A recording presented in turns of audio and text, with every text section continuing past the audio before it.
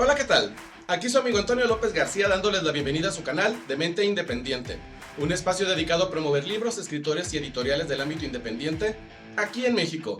Y hace ya un año que compartí con ustedes la reseña del libro Deimos, Poeta de la Noche, del autor tapatío Luis Román Hernández, y que debo de mencionar aquí que gané un tercer lugar en los premios Sedalca llevados a cabo el pasado 20 de marzo por esa reseña. Así que les voy a dejar el vínculo en la descripción de ese video para que lo vayan a ver y digan si realmente me merezco ese premio. Pero bueno, volviendo al punto. La obra de Luis Román Hernández se destaca porque ambienta sus historias de horror y de terror en la ciudad de Guadalajara, haciéndonos pues reconsiderar qué tan segura es la ciudad, o para cambiar la manera en que vemos edificios, construcciones o zonas que pasamos por ahí todos los días pero nunca nos detenemos a pensar qué cosas podrían estar pasando ahí dentro. ¿Y por qué les estoy hablando de esto? Pues porque el día de hoy, para darle seguimiento a la obra de este autor, vamos a reseñar el segundo volumen de Deimos, que esta vez se titula Terror sin límites.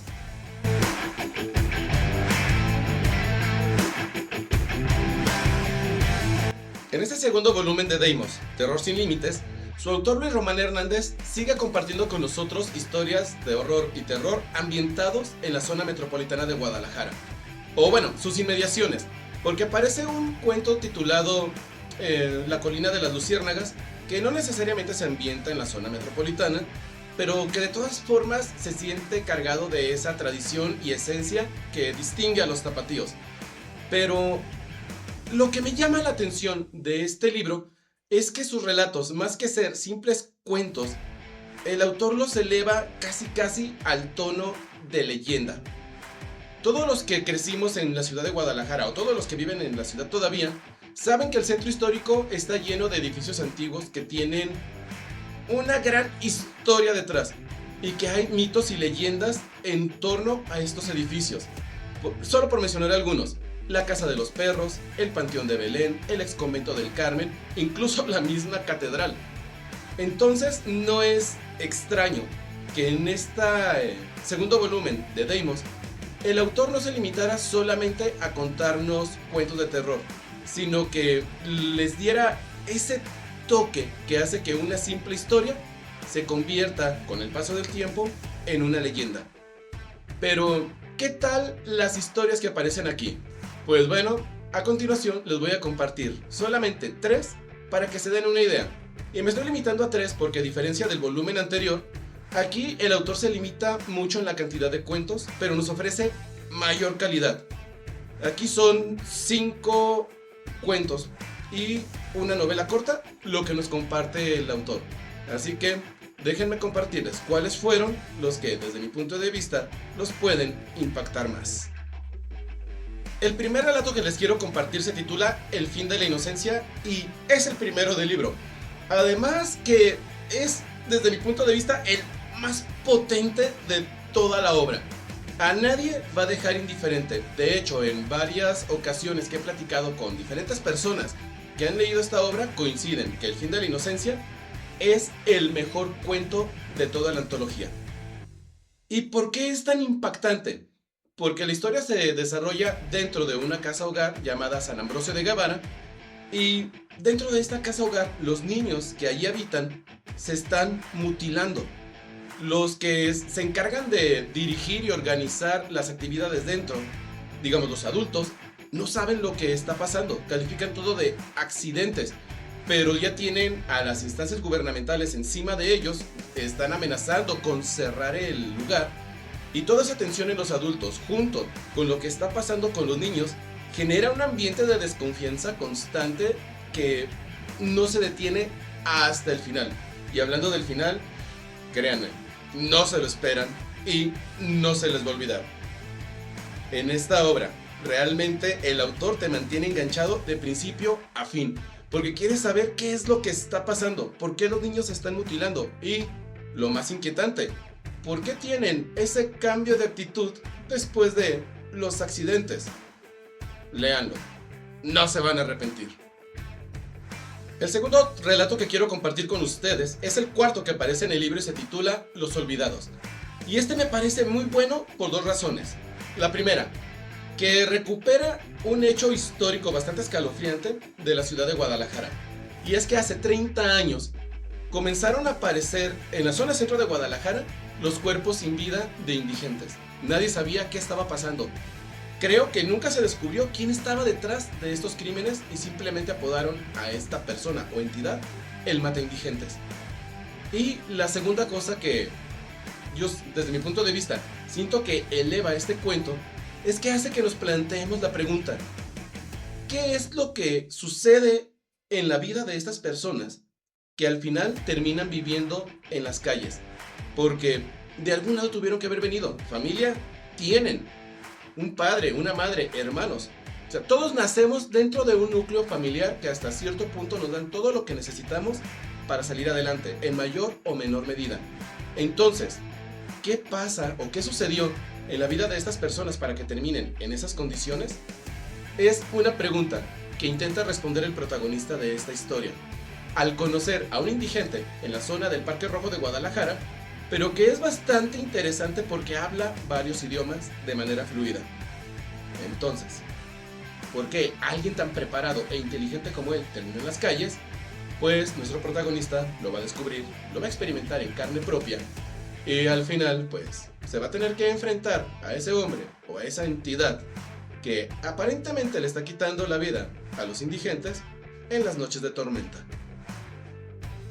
Y el tercer relato que quiero compartir con ustedes es el quinto que aparece en la antología y se titula La justicia de los condenados. Y es este el que, más que cuento, vendría a ser una novela corta, por su extensión y por la manera en que el autor lo divide en varios capítulos más cortos. Pero, ¿qué es lo que se nos presenta en él? Aquí conocemos a Alan Ramírez, un investigador de la Procuraduría que da con el paradero y atrapa al líder del Cártel de los Diablos, un hombre llamado Raziel Gastelum. Y al llevarlo a las instalaciones de la Procuraduría para interrogarlo, pues la situación se le voltea al investigador, ya que en lugar de que él sea el que plantea las preguntas, es Raziel Gastelum quien le pide que confiese sus pecados antes de que las personas que ama pierdan la vida. Es un relato que te mantiene en constante tensión, porque esta persona, Raziel, aparentemente es más de lo que aparenta. Tiene una historia pues llena de misterios detrás que no les voy a dar aquí ningún spoiler. Lo único que voy a mencionar es que parece conocer todos los detalles de la vida de Alan Ramírez y lo utiliza en contra del propio investigador. Y aquí, bueno, no sé. Interpretación mía. El autor mencionó en varias ocasiones o en las presentaciones del libro que esta historia hablaba de dos temas incómodos, que eran satanismo y narcotráfico. Pero al leerlo, yo me pregunto, ¿realmente es satanismo lo que nos está presentando aquí? ¿O al ser Raziel el nombre del ángel custodio de los secretos, esto es algo de justicia divina? No lo sé, ahí dejo la pregunta, lean ustedes o pregúntenle a Luis Román Hernández. Y antes de entrar a lo que es la evaluación, quiero compartir con ustedes dos cositas que me pasaron ahora que releí esta obra. Y es que en la primera revisión que le di hace un par de años, llegué a mencionar, incluso se lo dije al autor de la obra, a Luis Román Hernández, que todos los cuentos me parecían muy buenos, que el único flojo era el de Desde mi tumba, que es el segundo. Y ahora que lo releí, les puedo decir que no es flojo. Simplemente tiene un tono diferente a los demás. Porque aquí lo que nos presenta el autor es alguien que pues ya está muerto y nos está hablando desde pues su tumba. Y la manera en que se expresa es tan cínica que este relato mezcla hábilmente lo que son situaciones de terror y tensión con humor negro. Entonces ya con esta segunda revisitada me di cuenta que la primera vez lo leí mal. Si lo leen como eso, un cuento que combina comedia con terror, lo van a disfrutar como no tienen una idea. Y la segunda cuestión es que en el último cuento titulado Guardián, el autor mezcla hábilmente personajes que aparecen en otros cuentos de este libro, pero también menciona a otros del primer volumen. Cuando lo leí la primera vez no había leído todavía el primer volumen de Deimos. Ahora que ya tengo el contexto de los dos, puedo decirles que es una genialidad lo que hace ahí. porque convierte ya estas antologías no solamente en cuentos de horror aislados, sino que está construyendo como un macroverso en el que todas las historias y todos los personajes suceden en la misma ciudad ficticia de Guadalajara, en donde las peores cosas que se podrían imaginar suceden cuando cae la noche. Y ya, sin más que decir acerca de esto, ahora sí vamos pasando a la evaluación de la obra. El primer aspecto que vamos a evaluar es la voz narrativa.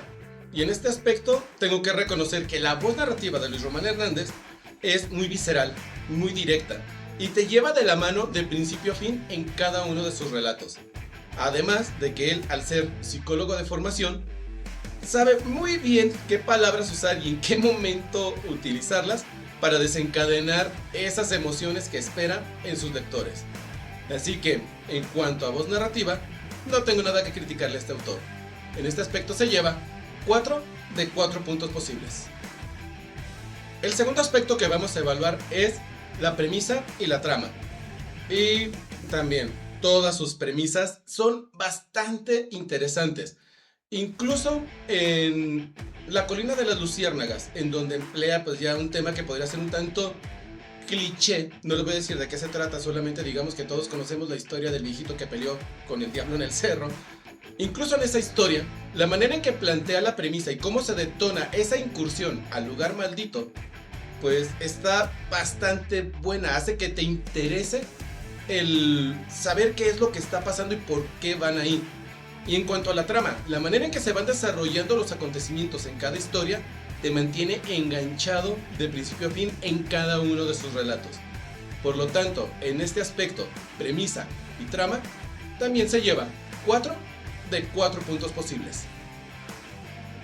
El tercer aspecto que vamos a evaluar es la ambientación y el ritmo. Y bueno, en cuanto a ambientación, el utilizar la ciudad de Guadalajara como esa entidad viva que despierta con horrores cuando cae la noche, me parece genial porque lo convierte en un personaje más, un personaje voraz que está esperando a los desprevenidos para atacarlos.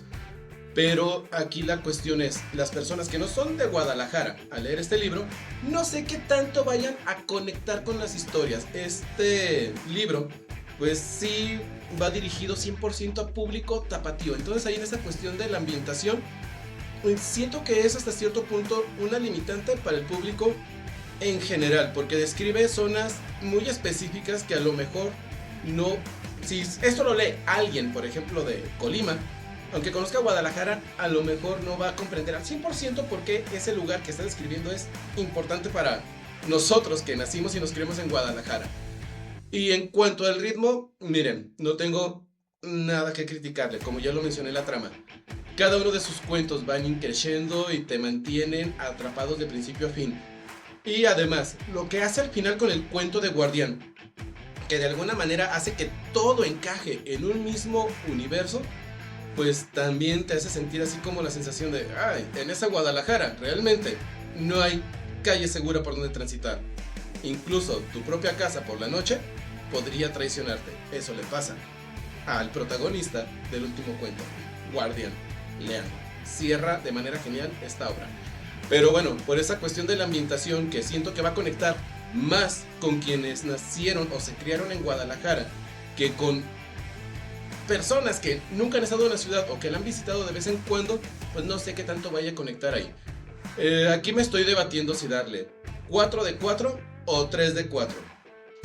Haciéndolo 100% objetivo, vamos a darle 3 de 4 puntos posibles. Pero si eres de Guadalajara, seguramente esto va a ser un 4 de 4.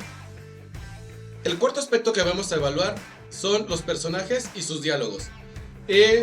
Bueno, el autor es psicólogo. Tiene una gran habilidad para crear personajes complejos que no se sientan ni forzados ni caricaturescos.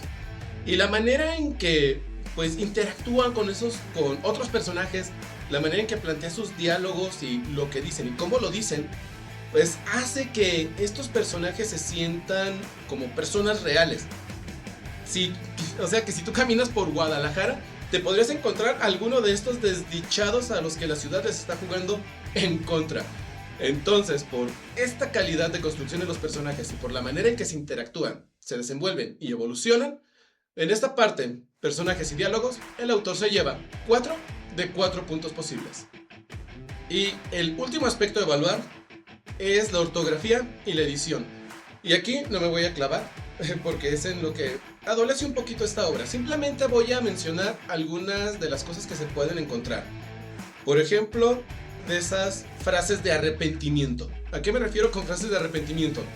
Cuando estamos redactando, ya lo he mencionado en otros videos, escribimos una frase y luego decimos, ay no, como que no me gusta. Quitamos la frase o parte de la frase y luego volvemos a redactar y decimos, sí, así quedó bien.